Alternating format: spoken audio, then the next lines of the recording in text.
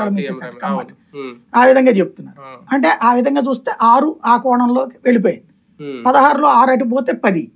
ఇందులో కాపుకి రాల, ఒక్క కాపుకి కూడా లేదు.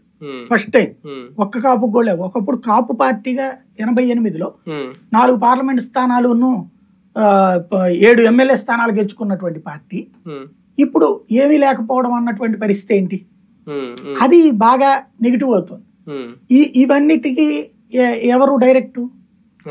ఈ కాపులందరూ ఇప్పుడు పోలరైజ్ అయ్యి ఎందుకు వేయాలి ఓటు కూటమికి అనేటటువంటి చర్చని వీళ్ళు ఇచ్చిన, అంటే ఇది ఎట్లా ఉంటదంటే సరిగ్గా చెప్పాలంటే ఇంట్లో ఫంక్షన్ పెట్టేటప్పుడు బయట వాళ్ళని బాగా చూసుకుని మనవాళ్ళని పట్టించుకోపోతే బయటోడు తినేస్తాడు, వెళ్ళిపోతాడు, వాడితో ఉన్నాడు. ఇంటికి వెళ్ళాక మన పేరు చెప్పుకుంటాడు లేదో మనకు తెలియదు. మనం అతిథి ధర్మం కదా అని వాళ్ళకి అన్ని వంటలు కరెక్ట్ గా వచ్చేటట్టు అవుతుంది. చివరికి మనం భోజనం దగ్గర కూర్చునేటప్పుడు 3 వంతులు ఉండవు. అప్పుడు ఇది జీవితకాలం తెప్పుతుంది ఇంట్లో పెళ్ళం. మనకు లేకుండా చేసావు, మనకు లేకుండా చేసావు.